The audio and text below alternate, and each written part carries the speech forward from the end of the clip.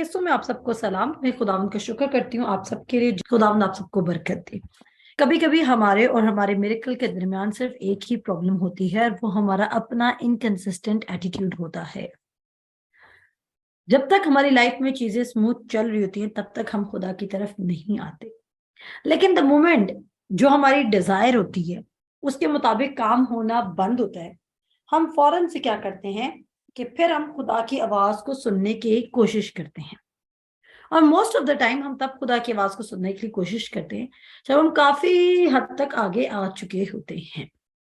आज भी जो मैं आपको वर्ड सिखाऊंगी, मैं बिलीव करती हूँ कि वो आपको हेल्प करेगा कि आपने कैसे वर्ड ऑफ गॉड पर स्टैंड लेना है। No matter what comes in your life, क्या चल रहा है, कैसे चल रहा है, आप खुदा के कलाम पर खड़े होकर अपनी लाइफ को ट्रूली चेंज कर सकते हैं। जब मैं अभी वर्ड पर मेडिटेट करती तो मुझे एक इक्लेसियास्टिस में बहुत अच्छी वर्स मिली थी। आप सब मेरे साथ निकाल सकते हैं, मेरे साथ निकालें। वाइस की किताब के 4 बाब की 12 आयत हम देखेंगे, और जरूर बाइबल खोलिएगा, मेरे साथ पढ़िएगा। नहीं तो फिर अगर मैं उर्दू में ना मिला, क्योंकि मैं इंग्लिश बाइबल पढ़ती, तो फिर हम देख लेंगे इसको इंग्लिश में। लेकिन आप सब मेरे साथ निकालें वाइस की किताब, उसका 4 बाब की 12 आयत।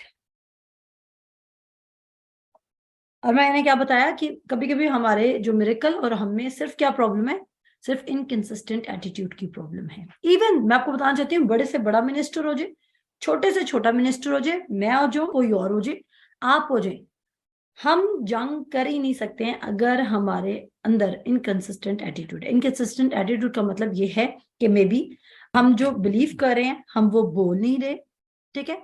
मे बी जो हम बोल रहे हैं वो हम बिलीव नहीं कर रहे। रिपीट करूंगी अपनी बात को, और मैं बिलीव करती हूँ कि आप इसके साथ अग्री करेंगे। मैंने कहा मुतजाद एटीट्यूड का मतलब ये नहीं है कि हम कोई बहुत बड़े काम कर रहे हैं जो खुदा के कलाम के खिलाफ हैं। क्रिश्चियन होने के बाद सबसे बड़ा प्रॉब्लम ये है कि हम बड़े गलत काम तो करना छोड़ रहे हैं, लेकिन हम अपने अंदर डिसिप्लिन मेंटेन नहीं कर रहे जो वर्ड की रिक्वायरमेंट है। और स्लो प्रोग्रेस इसकी सबसे बड़ी निशानी है। स्लोली अपने इनहेरिटेंस को रिसीव करना इसकी सबसे बड़ी निशानी है। वो कहता है as the man think in his heart so is he, जैसे तू सोच रही है, जैसे तेरे दिल के अंदर तू वैसा ही। तो मुतजाद एटीट्यूड क्या है? मुतजाद एटीट्यूड ये है कि मे बी जो आप बिलीव कर रहे हैं वो आप स्पीक नहीं करते हैं, और जैसे प्रेशर आता है तो आप वो बोलने लग जाते हैं जो आप देख रहे होते हैं। और ऐसा मैं भी करती हूँ। I am not 100% right, but मैंने कहा कि मैं भी करती हूँ, और मैं भी इस जंग में हूँ, और आप भी इस जंग में हो सकते हैं। अच्छा, दूसरी किस्म की जंग ये होती है कि मे बी हम बोल बहुत अच्छे वर्ड्स रहे हैं, मे बी हम वर्ड को कॉन्टिन्यूसली स्पीक कर रहे हैं, लेकिन अंदर से हम बिलीव नहीं कर रहे। अगर हम रोमियोस के 10 बाब पर गौर करें तो हमारा तो ईमान का इकरार ही है कि तुम दिल से ईमान लाओगे और मुंह से इकरार करोगे। हमारा ईमान का इकरार क्या है कि दिल से मान लाओगे और मुंह से इकरार करोगे। तो ये दोनों चीजें हमारी जिंदगी में साथ साथ चलनी चाहिए। The more you become mature in God, और जब मैं कह रही हूँ कि mature in God, it doesn't mean कि मैं कह रही हूँ कि आपको बेबी जीसस मिला था। मैंने कहा the more you become mature in God, इसका मतलब है कि आपको मेच्योर, कंप्लीट, फुल क्राइस्ट मिला है। मैं फिर रिपीट करूंगी अपनी बात को। आपको कौन मिला है? आपको कंप्लीट क्राइस्ट मिला, आपको फुल क्राइस्ट मिला है। लेकिन प्रॉब्लम कहां पर है? हमारा माइंडसेट रीन्यू नहीं हो रहा, हम जल्दी जल्दी अपने माइंडसेट को रीन्यू नहीं कर रहे। तो यहाँ पर लिखा है वाइस की किताब उसका 4 बाब उसकी 12 आयत पे लिखा है, और अगर कोई एक पर गालिब हो तो 2 उसका सामना कर सकते हैं, और तहरी डोरी जल्दी नहीं टूटती। बहुत इंपॉर्टेंट वर्ड्स अपनी बाइबल्स में मार्क कर ले। कहता है और अगर कोई एक पर गालिब हो तो 2 उसका सामना कर सकते हैं, और तोहरी डोरी जल्द नहीं। सुनिएगा, इंग्लिश में पढ़ती हूँ जरा। कहता है दो वन में बी ओवर पावर्ड, 2 can defend themselves, a cord of 3 strands is not quickly broken। अब हम अगर आप अपनी जिंदगी पर गौर करें तो हम किसे बने हुए? रूह, जान और बदन से। हम किसे बने हुए? रूह, जान और बदन से। अब शैतान हमारी रूह पर तो गालिब आ ही नहीं सकता, पहली बात तो ये, लेकिन वो हमारे जान और हमारे बदन पर आ सकता है, इवन हम बिलीवर्स भी हों तो भी। वो कह रहा है कि ऐसी डोरी जो 3 यानी कि जो 1 अगर सिंगल स्ट्रैंड वाली रस्सी है तो वो इजीली कट डाउन हो जाए। कहता है अगर 2 स्ट्रैंड्स वाली है वो एक दूसरे को डिफेंड कर सकते हैं लेकिन फिर भी वो कट जाती है। लेकिन अगर तीनों मुत्तफिक हैं, कहता है ऐसी डोरी को काटना मुश्किल है। अगर आपका स्पिरिट कुछ और चाहता है, आपका माइंड कुछ और चाहता है, आपकी बॉडी कुछ और चाहती है, तो आपके अंदर डिवीजन है। और अगर आपके अंदर डिवीजन है तो डोंट यू थिंक कि आपकी सब राहें अनस्टेबल होंगी। और ये चीज क्या जनरेट करेगी? आपका इनकंसिस्टेंट एटीट्यूड। अगर आपका बदन कुछ और चाहता है, आपका जहन कुछ और चाहता है, आपकी रूह कुछ और चाहती है, तो क्या होगा? आपका बदन और आपका जहन कभी भी रूह की बात नहीं मानेगा। और हर किसी की जंग है। देखिए, अगर मेरी स्पिरिट तो गुड ख्यालात सोचना चाहती है, क्योंकि पौलुस रसूल कहता है जितनी बातें नेक हैं, जितनी बातें पाक हैं, जितनी बातें आसमानी मकामों की, उन पर तेरा ध्यान रहे। लेकिन अगर मेरा बॉडी और मेरी जहन कुछ और सोचना चाहता था, और जब हम बॉर्न अगेन होते हैं तो हमारी रूह तो बॉर्न अगेन हो जाती है, लेकिन हमारा जो बदन और जहन है वो एक दूसरे को डिफेंड कर रहे होते हैं। सुनिएगा, उसने क्या कहा? Two can defend themselves, two can defend themselves. अब आपको डिसाइड करना है कि जब आप सीख रहे हैं कि आपने खुदा के कलाम पर खड़े होना है, तो आपका जो माइंड है या हार्ट है या इमोशंस हैं या थॉट्स हैं, उन्होंने स्पिरिट की तरफ जाना है या उन्होंने फ्लैश की तरफ जाना है। क्योंकि जो दो हैं वो एक दूसरे को डिफेंड करेंगे और वो थर्ड पर ओवरकम हो जाएंगे, और जब वो थर्ड भी उनके साथ मिल जाएगा तो फिर उसको ब्रेक नहीं कोई कर सकता। दोबारा पढ़ेंगे इसको। कहता है और अगर कोई एक पर गालिब हो, अगर कोई एक पर गालिब हो, यानी कि अगर आपका माइंड आपकी स्पिरिट के साथ अग्री करने लग गया है। अच्छा जी, ठीक है। अगर आपका माइंड आपकी स्पिरिट के साथ मुत्तफिक हो गया, तो अगर शैतान आपके बदन को कोई अटैक भी करेगा ना, तो आपका माइंड और आपकी स्पिरिट मिलकर आपके बदन पर गालिब आ जाएंगे, डिफेंड कर लेंगे और आपका बदन भी बच जाएगा। लेकिन अगर आपका बदन और आपका माइंड यूनाइटेड है, एक थिंकिंग में चल रहा है, तो फिर आपकी जो स्पिरिट है वो उसकी नहीं सुनेंगे। क्योंकि 2 की स्ट्रेंथ ज्यादा होगी या 1 की स्ट्रेंथ ज्यादा होगी? 2 की स्ट्रेंथ ज्यादा होगी। ये खुदा का प्रिंसिपल है, ये वर्ड में लिखा हुआ है। 2 की स्ट्रेंथ ज्यादा है या 1 की स्ट्रेंथ ज्यादा है? वो कहता है अगर 2 बाहम मुत्तफिक हो जाए तो वो कहीं भी जा सकते हैं। 2 बाहम मुत्तफिक हो जाए तो वो कहीं भी जा सकते हैं। आपका बदन अपनी जगह से नहीं हिलेगा, आपकी रूह अपनी जगह से नहीं हिलेगी। सिर्फ एक बीच में चीज है जिसको तरबियत देनी है, और वो हमारा दिल है, या वो हमारी सोचें हैं, हमारे ख्यालात हैं, हमारे पुरानी जहनियत है, हमारे पुराने तजर्बात हैं। हमारा दिल है जिसने कुछ चीजों को लर्न करना है और कुछ चीजों को अनलर्न करना है। मैंने क्या कहा? हमारा दिल है जिसमें कुछ चीजों को लर्न करना और कुछ चीजों को अनलर्न करना है। मैंने कहा शैतान ने जब आपको रिसीव करना होता है ना, तो वो आपके पास चीज हमेशा गुड पैकेट्स में लेकर आएगा। शैतान कभी भी आके आप नॉक करके नहीं कहेगा हे सेरिश आज मैं तुम्हारा दिन खराब करने आया हूँ।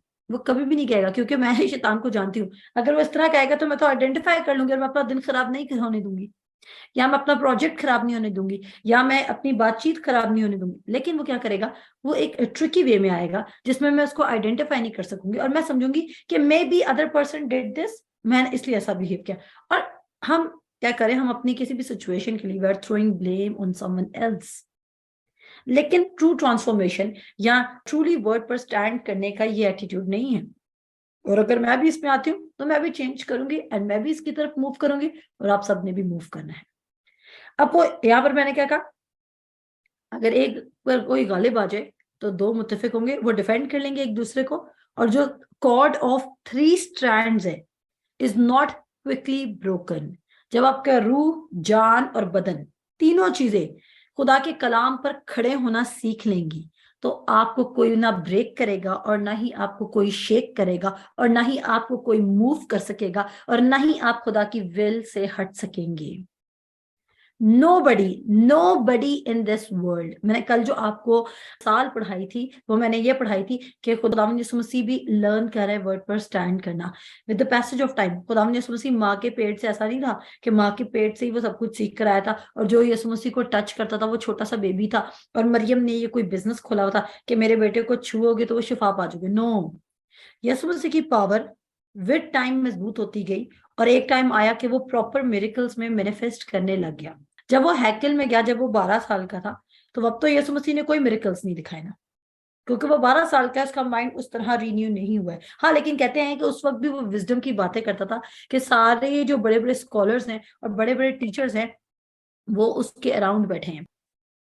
तो मैंने कहा क्या, हमारा जो माइंड है वो रिन्यू होता है little bye little, Aahista Aahista Aahista से रिन्यू होगा। लेकिन अगर आप अपनी स्पीड को बढ़ाना चाहते हैं तो फिर आपको ज्यादा टाइम स्पेंड करना पड़ेगा वर्ड में। अगर आप टाइम स्पेंड नहीं कर रहे हैं तो ये इसी तरह है कि आप खुदा को टेम्प्ट कर रहे हैं। आप कह रहे हैं अगर तूने कहा है तो तू पूरा करके दिखा, हमने तो नहीं कहा। लेकिन वो कहता है मेरे बेटे मेरी बातों पे तवज्जो कर, मेरे कलाम पर कान लगा, इसको अपनी आंख से ओझल ना होने दे, इसको अपने दिल में रख, क्योंकि जो इसको पा लेते ये उनकी हयात और उनके सारे जिस्म की सेहत है। अब क्या कहा खुदा ने, तू अपना ध्यान रख। और मैं जब कल वाक्य पढ़ाती तो उसमें यीशु मसीह ने, ना यीशु मसीह ने शैतान को रिब्यूक किया, ना यीशु मसीह ने शैतान को भगाया, ना यीशु मसीह शैतान के आगे से भागा, ना यीशु मसीह ने अपनी जगह चेंज की, ना यीशु मसीह ने कोई दुआ की। यीशु मसीह ने क्या किया, वो यीशु मसीह पे वर्ड थ्रो करता और इन रिटर्न यीशु मसीह उसको वर्ड से ही आंसर दे रहा था। इसका मतलब है हम जिस चीज पर खड़े होते हैं, यानी कि अगर मैं कहती हूँ कि भाई मुझे कोई रंग दिखाया जा रहा है, दूसरे को वो सफेद लग रहा है और मुझे वो काला लग रहा है, मुझे वो चीज ब्लैक नजर आ रही है, दूसरे को वो चीज व्हाइट नजर आ रही है, मैं इस पे खड़ी हूँ जी ये चीज ब्लैक है और वो उस पे खड़े हैं कि ये चीज व्हाइट है। अगर मुझे मेरी आंखों से वो चीज ब्लैक नजर आ रही है तो नो मैटर व्हाट वो कितना भी कहते रहे कि ये चीज व्हाइट है, मैं नहीं मानूंगी, क्योंकि मैं उसको ब्लैक ही देख रही हूं। मैं नहीं मानूंगी क्योंकि मुझे वो काली नजर आ रही है। अगर उस शख्स को जो मेरे साथ खड़ा है उसको वो चीज व्हाइट नजर आ रही तो वो नहीं मानेगा मेरी बात को, चाहे वो एक्चुअली चीज ब्लैक हो। इसी तरह जब तक हमारा माइंड और हमारी बॉडी अग्री नहीं करेगी, बॉडी वैसे मोस्टली हमारी अग्री नहीं करती है, क्योंकि जो बदन है वो सिर्फ फ्रूट प्रोड्यूस करता है। हमारा बदन, बदन पर फल लगते हैं। बदन ऐसा है जैसे शूट सिस्टम, बाहर वाला सिस्टम है। सारा काम जो टहनियां हैं उन पे जो फ्रूट लगा है वो क्या है, वो पीछे काम हुआ होता है। रूट्स में शूट सिस्टम ने जो काम किया था ऊपर आके फल लग जाता है। मोस्टली फूल का काम वो जो फल बन जाता है। तो मैंने क्या बताया आपको कि अगर आपका जहन ये बात सीख ले कि उसने वर्ड पर कैसे खड़ा होना है तो इम्पॉसिबल इज नथिंग। चेंज सिर्फ तब तक डिफिकल्ट है, खुदा में कंसिस्टेंसी से रहना सिर्फ तब तक डिफिकल्ट है जब तक हमारे पास या तो कोई विजन नहीं है या तो हमारे पास कोई होप नहीं है। कभी कभी हमें अपने आइडियल्स भी रखने चाहिए, हमें मदद देते हैं कि हम जिस डायरेक्शन में मूव कर रहे हैं वो हम मूव करते रहेंगे। हमें अपनी कंपनी को भी नोटिस में रखना चाहिए। लेकिन ये मेरा टॉपिक नहीं है, तो मैंने क्या कहा, अगर तीनों बाहम मुत्तफिक हो जाएंगे तो क्या होगा, इनको ब्रेक करना मुश्किल है। आप इमेजिन कर सकते हैं, एक रस्सी ले लें, आप इमेजिन कर लें कि उसको ऐसे स्ट्रैंड्स को उसके ट्विस्ट किया हुआ है कि वो 3 की बनी हुई है और बहुत मजबूत है। उस रस्सी को तोड़ने के लिए पहले आपको एक स्ट्रैंड को कट करना पड़ेगा, जैसे 10 सेकंड को, फिर थर्ड को। वह ऐसे नहीं कट होगी। सिमिलरली जो एक सिंपल रस्सी है, रोप है, उसको कट करना आसान हो जाएगा। तो मेरे साथ निकालें पहला करंथियों उसका 15 बाब उसकी 58 आयत। पहला करंथियों उसका 15 बाब उसकी 58 आयत। और आप खुदा के रूह को कह सकते हैं। देखिए, अगर कभी कभी जब मैं प्रीच कर रही होती हूँ तो मैं एक वर्ष इतना टाइम स्पेंड नहीं कर सकती, आप खुदा के रूह को कह सकते हैं, खुदावंद मुझे फर्दर ऑन इस चीज को एक्सप्लेन कर दे और इस चीज को मेरी जिंदगी का हिस्सा बना दे। पहला करंथियों उसका 15 बाब और उसकी 58 आयत सब निकालें। और यहाँ पर लिखा है, पौलुस रसूल लिख रहा है, आप डिस्करेज हो सकते हैं, आप डिसअपॉइंट हो सकते हैं, क्योंकि it is part of ministry, it is part of the life. आप डिस्करेज भी होंगे, आप डिसअपॉइंट भी हो सकते हैं, आप सैड भी हो सकते हैं, कभी आप बहुत अच्छा फेथ में महसूस कर सकते हैं, कभी आप बहुत लो फील कर सकते हैं। इसमें इसका मतलब ये नहीं है कि आप बुरे शख्स हैं। अगर आप लो फील कर रहे हो, आप सैड हो किसी बात से, आप किसी बात से अपसेट हो, आपका फेथ काम नहीं करा, तो ये आपको बुरा शख्स नहीं बनाती है। पता क्या होता है, हम कभी कभी लो इसलिए फील करते हैं क्योंकि उस टाइम हमारा जो फोकस है वो तमाम उन चीजों पे चला जाता है जो हम देख सकते हैं सिर्फ, या जो हम महसूस कर सकते हैं। हम अपनी जो ट्रू आइडेंटिटी है, जो क्राइस्ट जीसस में, हम उसको भूले बैठे होते हैं। हम गलत शीशा देख रहे होते हैं। और जितनी देर आप गलत शीशा देखेंगे, उतना ज्यादा आप डिस्करेज रहेंगे। मैंने क्या कहा? जितनी देर आप गलत शीशा देखेंगे, उतने ज्यादा आप डिस्करेज्ड रहेंगे। अगर आपने अपना शीशा तब्दील कर दिया तो आप डिस्करेज नहीं रहेंगे। और शीशा सिर्फ क्या है? हमारा word of God. Word of God हमारा मिरर होना चाहिए। तो हम जो डिस्करेज हो, हम डिसअपॉइंटेड फील कर रहे होंगे, बहुत ज्यादा प्रेशर्स होते हैं, बहुत ज्यादा प्रेशर्स होते हैं। और मैं आप लोगों की लाइफ को, अगर मैं अपनी लाइफ को कंसिडर कर रही होती हूँ या आप लोगों की लाइफ को कंसिडर कर रही हूँ, तो मैं देख रही थी कि शैतान किस किस तरह से आके अटैक कर रहा होता है। लेकिन ये हमारी चॉइस है। उस लम्हे में भी हमारे पास चॉइस है कि हमने जो हम फील कर रहे हैं या जो हम देख सकते हैं, हमने उसका ट्रस्ट करके कोई डिसीजन ले लेनी है, या जो हमें खुदा का रूह कह रहा है हमने वो डिसीजन लेनी है। और पता है, मैं आज वर्ड पे मेडिटेट करती तो वहां पे लिखा हुआ है, delight your self in the Lord, खुदावन में मसरूर रह और वो तेरी दिल की मुरादें पूरा करेगा। कहता खुदावन में मसरूर है। और खुदावन में मसरूर रहने का मतलब है कि हम खुदावन में मसरूर रहने का मतलब ये नहीं कि हम वर्शिप सॉन्ग्स लगा के बैठ गए और हम वर्शिप सुनी जा रहे हैं। खुदावन में मसरूर रहने का मतलब ये कि जो खुदावन तुझे कमांडमेंट्स दे रहा है, या खुदावन तुझे जो डायरेक्शन दे रहा है, उस डायरेक्शन में जाते वक्त खुशी से उस डायरेक्शन को कबूल कर और उसकी तरफ बढ़। अगर आप खुदा की डायरेक्शन में कंप्लेन कर करके बढ़ते जा रहे हैं, आप बढ़ रहे हैं खुदा की डायरेक्शन में, आप जाना भी चाहते हैं खुदा की डायरेक्शन, लेकिन आप कंप्लेन करें कि आपका दिल किसी और जगह पर था और आप खुदा की डायरेक्शन की तरफ मूव करते करते दुखी हो रहे हैं, आप बार बार कंप्लेन करते हैं, आप ड्राइव करते हैं, तो आप बिल्कुल ऐसे ही इसराइली हैं जो मुल्क कनान में जाना चाहते हैं, जो खुदा की विल में भी जाना चाहते हैं, खुदा के प्रॉमिस लैंड में भी जाना चाहते हैं, लेकिन कंप्लेन बहुत करते हैं। और उनका मिरेकल क्या हो जाता है? डिले हो जाता है, क्योंकि वो खुदा की सुनते नहीं है ज्यादा, क्योंकि वो खुदा की सुनते नहीं है ज्यादा। तो जब वो कहता है खुदावन में मसरूर है, तो उसका मतलब ये कि जो खुदा तुझे करने को कह रहे वो खुशी से करता जा, कंप्लेन करके ना कर, अपसेट होके ना कर। क्योंकि तुझे पता होना चाहिए कि उसकी जो मर्जी है वो तेरे लिए बेस्ट होगी। वो कहता है I have good plans for you, plans for the peace, plans for whatever, good plans है उसके आपके लिए। आप डिस्करेज हो सकते हैं, मैं फिर कह रही हूँ आप डिस्करेज हो सकते हैं, लेकिन उस डिस्करेजमेंट को आपने अपने ऊपर हावी नहीं होने देना, चाहे आप कोई भी है। अच्छा जी, यहाँ पे लिखा है पहला करंथियों उसका 15 बाप उसकी 58 आयत में के, बस ए मेरे अजीज भाइयों साबित कदम और कायम रहो। इसको इंग्लिश में मैं पढ़ूंगी आपके लिए, क्योंकि हमारी टॉपिक का नाम क्या है? Learn to stand on the word of God. इसलिए कहता है, बस ए मेरे अजीज भाइयों साबित कदम और कायम रहो और खुदावन के काम में हमेशा अफजाइश करते रहो, क्योंकि ये जानते हो कि तुम्हारी मेहनत खुदावन में बेफायदा नहीं है। वो कहता है, बस ए मेरे अजीज भाइयों साबित कदम और कायम रहो। और ऐसा हो सकता है कि कभी कभी आप मुझसे बहुत ज्यादा मोहब्बत एक्सपेक्ट कर रहे हो, और मे बी मैं वो लव ना शो करूं और मैं आपको रिब्यूक कर दूं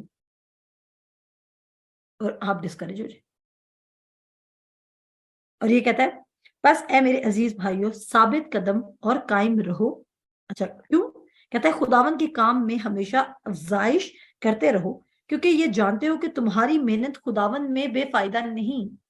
जब आप खुदा की बात सुन रहे हैं, जब आप खुदा के लिए काम कर रहे हैं, जब आप खुदा में ग्रो कर रहे हैं, तो ये आपको वो कॉन्फर्मेशन दे रहा है कि जब तुम खुदा के वर्ड में, खुदा की विल में, खुदा के प्लान में कायम रहोगे, तो तुम्हारी मेहनत जाया नहीं जाएगी।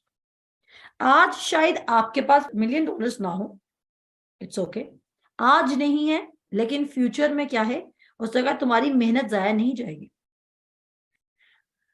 तो मैंने देखा है कि जब हम किसी को पैसा दे रहे हैं और टाइम पर दे रहे हैं और हम उसको खुशी से दे रहे हैं और किसी को ज्यादा दे रहे हैं, तो वो बंदा आपके लिए अवेलेबल होता है। तो जब हम उनको एक्स्ट्रा पे करते हैं तो वो खुशी से काम करते हैं, वो एक कॉल पर अवेलेबल हो जाते हैं, वो जल्दी जल्दी काम करते हैं, वो कहते हैं अच्छा जी ये काम कैसे करना है, ऐसे काम कैसे करना है, वैसे करना है। क्यों? क्योंकि वो इनकरेज हो रहे थे, क्योंकि उनको उनकी मेहनत का बदला मिल रहा होता है, उनको पता होता है कि इनके साथ काम करने से हमें जो हमारी ड्यूटी है या जो हमने मेहनत की है उसका हमें रिवॉर्ड मिलेगा। तो देखें ये बात, अगर हम इंसान पे इतना ट्रस्ट कर सकते हैं तो खुदा जो कह रहा है कि जो तुम मेहनत मुझ पे कर रहे हो तो उसका तुम्हें जरूर रिवॉर्ड मिलेगा। कभी कभी आपने देखा जब आप जॉब पे जा रहे हो तो आप डिस्करेज्ड फील करने लग जाते हैं। क्यों? क्योंकि आपका जो ओनर है या जो आपका मालिक है या जो आपका बॉस है या कुछ भी आप कर रहे हैं उसमें वो आपको उतना दे नहीं रहा जितना वो आपसे काम ले रहा होता है। और आहिस्ता आहिस्ता आपका सुबह उठने का दिल नहीं चाहता, आपका काम पर जाने को दिल नहीं चाहता, क्योंकि जो आप कर रहे हो उसका रिवॉर्ड आपको नहीं मिल रहा। लेकिन खुदा ये आपसे प्रॉमिस कर रहा है, खुदा आपको ये बता रहा है कि जो यहाँ पे लिखा है साबित कदम और कायम रहो और खुदावन के काम में हमेशा अफजाइश करते रहो, क्योंकि ये जानते हो कि तुम्हारी मेहनत खुदावन में बेफायदा नहीं है। तुम्हारी मेहनत खुदावन में बेफायदा नहीं है। कहता है therefore my dear brothers and sisters stand firm, important, stand firm. और फिर कहता है let nothing move you, let nothing move you. और उसका मतलब है, वो कहता है कौन हमको मसीह की मोहब्बत से जुदा करेगा। बिल्कुल सेम बात है। कहता है लेट नथिंग मूव यू, आज आपको कोई अपसेट ना कर सके। लेट नथिंग मूव यू, चाहे वो क्लोजेस्ट से क्लोजेस्ट वन क्यों ना हो, चाहे वो स्ट्रॉन्गेस्ट से स्ट्रॉन्गेस्ट पीपल क्यों ना, मोस्ट इन्फ्लुएंशियल लाइफ में। क्योंकि कभी कभी हम अपसेट इसलिए होते हैं क्योंकि हम लोगों का बहुत ज्यादा इन्फ्लुएंस ले रहे थे। तो वो कहता है लेट नथिंग मूव यू। अब इसका मतलब है कि अगर एक दिन मिरेकल नहीं हुआ, लेट नथिंग मूव यू। 2 दिन मिरेकल नहीं हुआ, लेट नथिंग मूव यू। तीसरे दिन आपको अपनी फिजिकल बॉडी में कोई चेंज नजर नहीं आ रहा, लेट नथिंग मूव यू। चौथे दिन आपको कोई फाइनेंशियल ब्रेक थ्रू नजर नहीं आ रहा, लेट नथिंग मूव यू। कोई आपको पसंद नहीं करा, लेट नथिंग मूव यू। कोई आपको वेलकम नहीं करा, लेट नथिंग मूव यू। कोई भी चीज आपको मूव ना करे। और ये एटीट्यूड क्या करे? और उसके बाद वो इंग्लिश में कहता है let nothing move you, always give yourselves fully to the work of the Lord, half hearted नहीं। वैसे ये जो वर्स है ये मिनिस्ट्री रिलेटेड है, लेकिन मैं आप लोगों को इसलिए सिखा रही हूँ कि अगर आप ये डिसाइड कर रहे हैं कि आपने सीखना है कैसे वर्ड पर खड़े होना है मेरे अजीजों, तो let nothing move you, no matter what. Family नहीं मानती, कलाम ना माने, कोई बात नहीं। यहाँ पे लिखा है जी,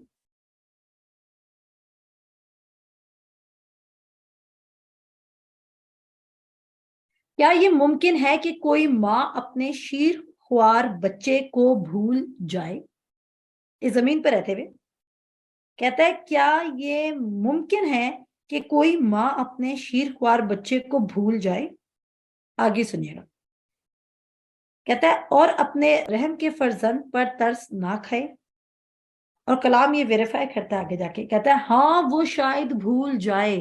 कहता है जमीन पर यह भी पॉसिबल है कि जिस माँ ने आपको पैदा किया, जो आपको फीड करती थी, वो भी आपको भूल जाए। लेकिन कौन नहीं भूलेगा? कहता है पर मैं तुझे ना भूलूंगा। तो जो हमारी इमोशनल डिपेंडेबिलिटी है या हमारी जो करियर की डिपेंडेबिलिटी है, मिनिस्ट्री की डिपेंडेबिलिटी है, अपने फ्यूचर की डिपेंडेबिलिटी है, वो किसी शख्स पर नहीं होनी चाहिए। वो कहता है कि इवन जो सबसे सिंसियर रिश्ता होता है ना, इवन बाप से भी ज्यादा ना माँ का सिंसियर रिश्ता होता है। आप कुछ भी कर ले, माँ आपको फिर भी बचाती रहती है। तो कहता है वो इतना सिंसियर रिश्ता भी तुझे हर्ट कर सकता है या तुझे छोड़ सकता है, लेकिन मैं तुझे ना भूलूंगा। तभी वो कह रहे लेट नथिंग मूव यू, कोई भी चीज तुझे मूव ना करा सके। फिर कहता है कौन हमें मसीह की मोहब्बत से जुदा करे? जब हम वर्ड ऑफ गॉड पर खड़े हो रहे हैं, डेफिनेटली आप पर परसिक्यूशन आएगी। Don't become the land, second किस्म का लैंड नहीं बनना है जो एफ्लिक्शंस और परसिक्यूशन की वजह से वर्ड ऑफ गॉड को क्विट कर देता है। क्या सेमिनार में मैंने सिखाया था?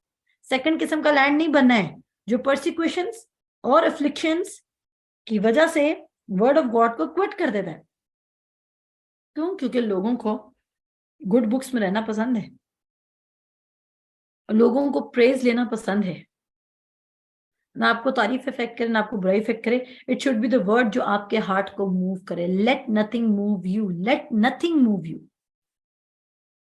और वो क्या कहता है कि कौन हमें मसीह की मोहब्बत से जुदा करेगा। अब सुनिएगा, उसने कैटेगराइज किया आगे, वो उसकी वो कैटेगरीज बताता है। कहता है क्या मुसीबत या तंगी या खतरा या नंगापन या तलवार या आसमान के कोई फरिश्ता या जमीन की कोई चीज, कोई भी चीज हमें मूव नहीं कर सकती, कोई भी चीज हमें। तो यहाँ पे लिखा है बस ए मेरे अजीज भाइयों, साबित कदम और कायम रहो और खुदावन के काम में हमेशा अफजाइश करते रहो, क्योंकि ये जानते हो कि तुम्हारी मेहनत खुदावन में बेफायदा नहीं है। जो कुछ आप खुदा के लिए इस वक्त कर रहे हैं उसका क्या कहता है, always give your self fully to the work of the Lord, because you know that your labor in the Lord is not in vain. Your labor in the Lord is not in vain. जाया नहीं जाएगा, ऐसा नहीं होगा। तो ये जो आप लेबर कर रहे हैं ना, कि आपने उसके वर्ड पर स्टैंड करना है, इसलिए आप दिन और रात उसके कलाम पर ध्यान दे रहे हैं, वो जाया नहीं जाएगा। आमीन। अभी आप में से कोई भी मिनिस्ट्री नहीं कर रहे, जो कर रहे हैं उनको पता है। तो अगर आप मिनिस्ट्री नहीं कर रहे तो आप कुछ और कर रहे हैं।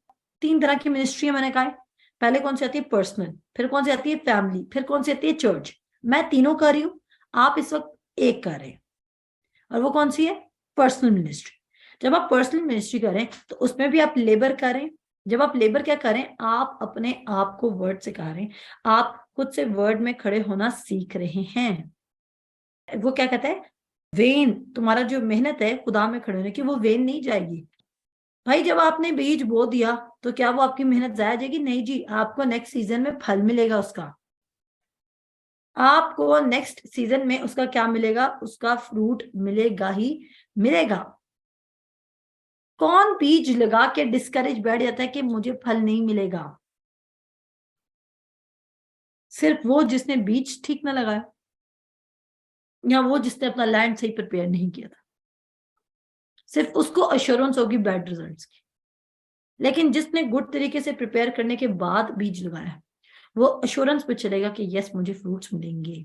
और मिसाल की किताब उसके 19 बाब की 21 आयत में लिखा है, आदमी के दिल में बहुत से मंसूबे हैं, सुनिएगा, आदमी के दिल में बहुत से मंसूबे हैं, लेकिन सिर्फ खुदावंद ही का इरादा कायम रहेगा। और मैं अपने लिए बोलती हूँ, मैं कहती हूँ खुदावंद मेरे दिल में बहुत से मंसूबे हैं, लेकिन मैं चाहती हूँ कि सिर्फ तेरा ही इरादा कायम रहे मेरी जिंदगी में। तो इसलिए क्या होगा, जब हम बहुत सारे मंसूबे बनाएंगे तो हम बहुत सारे रास्तों पे जाएंगे, और जब हम बहुत सारे रास्तों पे जाएंगे तो हम बहुत दफा डिस्करेज भी होंगे। तो हम जो डिस्करेज होके वापस आते हैं, क्यों ना हम पहले ही जो उसके इरादे हैं हमारे लिए कायम, हम उनको पहले ही ढूंढ लें। क्योंकि अगर वो कहता है कि जब तुम मुझे पूरे दिल से पुकारोगे तो मैं जवाब दूंगा, तो हम पूरे दिल से ये प्रैक्टिस क्यों नहीं करें कि हम उसको पूरे दिल से पुकार लें। हम क्यों हेस्टी हैं, हम क्यों रशी हैं, हमारे अंदर स्पिरिट का जो फ्रूट है पेशेंस, वो काम क्यों नहीं कर रहा। हमें ऐसा क्यों लग रहा है कि हमारा टाइम निकल रहा है, और मोस्टली टाइम निकल भी रहा होता है, वो इसलिए निकल रहा होता है क्योंकि हम खुदा की बात को सुन नहीं रहे होते। और टाइम शैतान क्या करेगा, अगर शैतान ने आपके ऊपर कंट्रोल ले लिया तो वो आपके नाक में नथ डालेगा, और नथ डालने के बाद वो आपको हर जगह घुमाएगा। वो आपका कोई फ्रेंड नहीं है, शैतान शैतान है। और अगर खुदावंद यीशु मसीह कह रहा है कि चोर नहीं आता मगर चुराने, मार डालने और हलाक करने को, तो शैतान हमेशा आपके जिंदगी में किसी ना किसी चीज को, आपके पीस को, आपके जॉय को, आपको लव को, आपके स्ट्रेंथ को, आपके फेथ को, आपके वर्ड को चुराने आएगा। लेकिन आप क्या रहेंगे, साबित कदम रहेंगे। आपको पता होना चाहिए कि वर्ड क्या कह रहे हैं। ऐसा है कि सहीफा में लिखा हुआ है कि जो घास है वो भी जल जाएगी, जो फ्लावर है वो भी गिर सकता है, लेकिन जो खुदा का कलाम है वो हमेशा कायम रहेगा। क्यों ना उस चीज को पकड़ लें और उस पर खड़ा होना सीख लें, जो चीज हमेशा कायम रहेगी। मैंने क्या कहा, क्यों ना उस चीज को पकड़ लें और उसी पे खड़े रहें जो चीज हमेशा कायम रहेगी। और वो क्या है, खुदा का कलाम है। चाहे तो पढ़ सकती है मेरे साथ, ये साया उसका 40 बाब की 8 आयत में लिखा है, हाँ घास मुरझाती है, फूल कुमलाता है, पर हमारे खुदा का कलाम अब तक कायम है। अब वो कह रहे हैं कि उसी के मार खाने से तुमने शिफा पाई, तो ये कायम है या नहीं है। जी हाँ जी, ये बात कायम है। अगर वो कह रहा है कि मैं तुम्हारी तमाम जरूरतों को पूरा करूंगा, ये बात कायम है या नहीं है? अगर वो कहता है कि जो कुछ तेरे दिल की डिजायर है मैं उसे पूरा करूंगा, बस तू मुझ में मसरूर है, तो ये बात कायम है या नहीं है? हाँ जी है। वो कहता है मैं तुझे बड़े बड़े घर, हर एक अच्छी चीज से आसूदा करूंगा, ये बात कायम है या नहीं है? है। अगर वो कहता है कि खुआ तेरा गुजर मौत की साया की वादी से हो, मैं तेरे साथ रहूंगा, ये बात कायम है या नहीं है? हाँ जी है। क्यों क्यों कायम है? क्योंकि वर्ड ऑफ गॉड में लिखा है। ये हम किसी स्कॉलर की, ये हम किसी इंटेलेक्चुअल की, ये हम किसी साइंटिस्ट की, ये हम किसी पर्सन की बात पर यकीन नहीं करें, ये हम उस बात का यकीन करें जो कायम और दायम है। जो क्या है? जो क्या है? कायम है। जो क्या है? कायम है। तो क्या आपका फेथ बिल्ड हो रहा है आज के सरमन से? अगर आपका फेथ बिल्ड हो रहा है और आपके अंदर एक्साइटमेंट क्रिएट हो रही है कि यस यार मुझे वर्ड पर खड़ा होना है, नो मैटर व्हाट, मैं मूव नहीं करूंगा, मैं मूव नहीं करूंगी, क्योंकि मुझे किसी इंसान का हमशक्ल नहीं बनना, मुझे दुनिया का हमशक्ल नहीं बनना है। मुझे किसका नहीं हमशक्ल बनना है? मुझे दुनिया का हमशक्ल नहीं बनना है। मुझे दुनिया को फॉलो नहीं करना है। दुनिया बहुत कुछ करती होगी, दुनिया के पास बहुत सारे तरीके होंगे कमाने के भी, रहने के भी, लेकिन मैं दुनिया को फॉलो नहीं करूंगा। मैं तो खुदा की बात को सुनूंगा और उसकी बात को ऑनर करूंगा। मेरे साथ निकालें पहला करंथियुस उसका 15 बाप, उसकी पहली 2 आयत हम पढ़ेंगे। आजे मेरे साथ पहला करंथियुस उसका 15 बाप की पहली 2 आयत। यहाँ पे कहता है अब ए भाइयों मैं तुम्हें वही खुशखबरी जताए देता हूं जो पहले दे चुका हूं, जिसे तुमने कबूल भी कर लिया था और जिस पर कायम भी हो। जब भी खुदा ये बात कर रहा है कि कायम भी हो, उसका मतलब है तुम उस पर खड़े हुए हो, you are standing on it. कायम होने का क्या मतलब है? कि you are standing on it, आप उस पर खड़े हुए हो। सुनिएगा, कहता है अब ए भाइयों मैं तुम्हें वही खुशखबरी जताए देता हूं जो पहले दे चुका हूं, जिसे तुमने कबूल भी कर लिया था और जिस पर कायम भी हो, उसी के वसीला से तुमको नजात भी मिलती है, बशर्तिया के वो खुशखबरी जो मैंने तुम्हें दी थी याद रखते हो। सुनिएगा, वो खुशखबरी क्या करनी है? कहता है याद रखते हो, वरना तुम्हारा ईमान लाना बेफायदा हुआ। अगर आप उसमें कायम रह के उसमें चल ही नहीं रहे तो क्या हुआ? बेफायदा हुआ। It will profit you nothing. कोई हेल्प नहीं मिलेगी आपको, कोई हेल्प नहीं मिलेगी। गॉस्पेल आपकी मदद कर ही नहीं सकती है अगर आप उस पर खड़े ना रहें। गुड न्यूज आपकी मदद नहीं करेगी मेरे अजीजों। सारी जिंदगी आप बीमार रह सकते हैं और आप बीमारी की हालत में ही इस दुनिया से रुखसत हो सकते हैं, और आपको कोई बेनिफिट नहीं मिलेगा अगर आपने यकीन ना किया कि कलाम में जो लिखा है वो हमेशा कायम रहेगा और वही सच है और मुझे उस पर खड़ा होना है। मुझे कोई चीज हिला नहीं सकती है। नथिंग कैन मूव मी। आप अपने कमरे में लिख के लगा सकते हैं कि nothing can move me and nothing should move me. जो भी आएगा आप लगा सकते हैं, पास्ट प्रेजेंट और फ्यूचर टेंस में लगा दें, जिस भी टेंस में लगा दें। अपने आप को रिकॉल कराएं, अपने आप को रिमाइंड कराएं, क्योंकि अगर आप अपने आप को रिमाइंड नहीं करा रहे, कहते हैं याद भी रखना। क्या लिखा है यहाँ पे? इंग्लिश में पढ़ते हैं। कहता है now brothers and sisters I want to remind you of the gospel I preached to you which you received and on which you have taken your stand. कहता है by this gospel I have saved you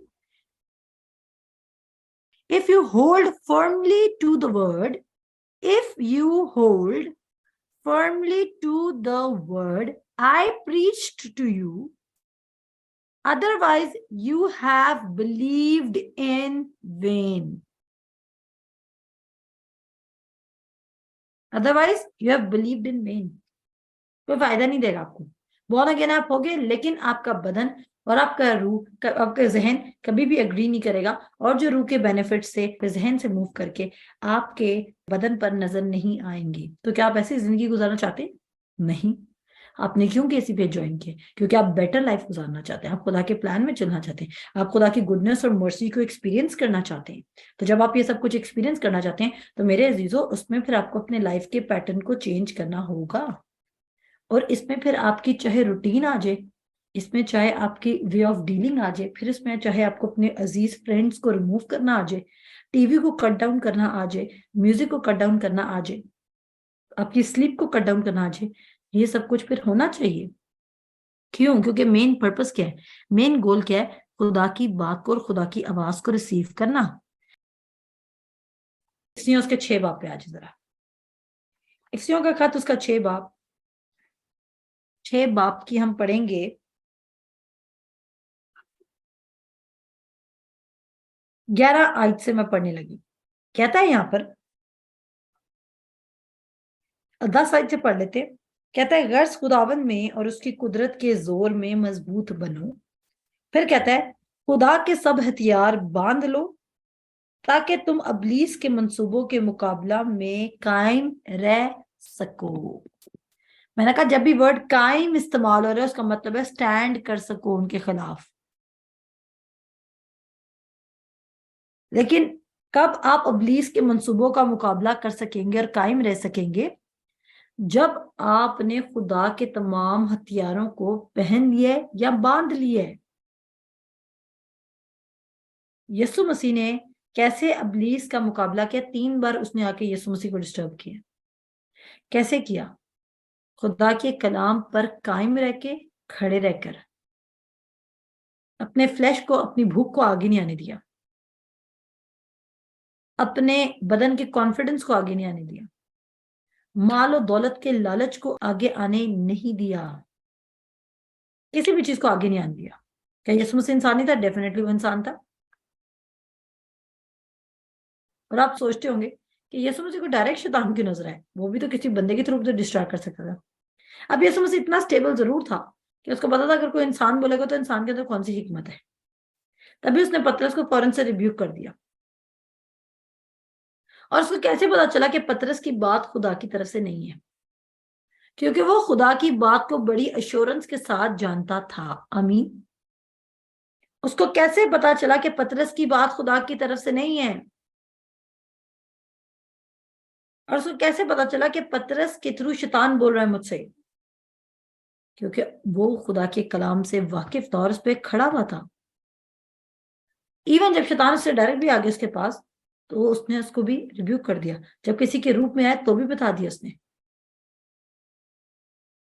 और फिर वो कहता है यहाँ पे, इब्लीस के मंसूबों के मुकाबले में कायम रह सको, क्योंकि हमें गोश्त और खून से कुश्ती नहीं करना है, बल्कि हुकूमत वालों और इख्तियार वालों और दुनिया की तारीकी के हाकिमों और शरारत की उन रूहानी फौजों से जो आसमानी मुकामों में हैं। इस वास्ते तुम खुदा के सब हथियार बांध लो ताकि बुरे दिन में मुकाबला कर सको और सब कामों को अंजाम देकर कायम रह सको। बस सच्चाई से अपनी कमर कस कर, रास्तबाजी का बुख्तर लगाकर, पाँव में सुलह की खुशखबरी की तैयारी के जूते पहनकर और उन सब के साथ ईमान के सिपर लगाकर कायम रहो, और जिससे तुम उस शरीर के सब जलते हुए तीरों को बुझा सकोगे।